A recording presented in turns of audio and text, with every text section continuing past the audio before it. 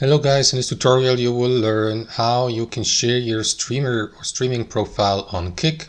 So let us guide you through this.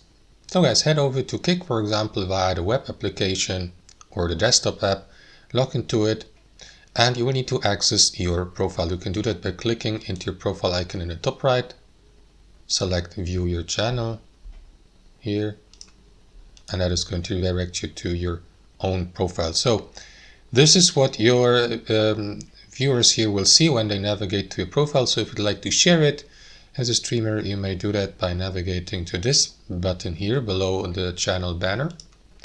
And then you will see these options, these plugins or widgets to share your profile on Facebook or X, previously known as Twitter.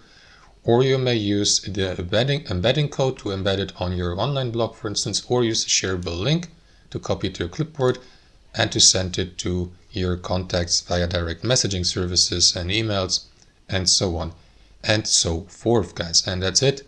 Thanks for watching, and I'll see you next time.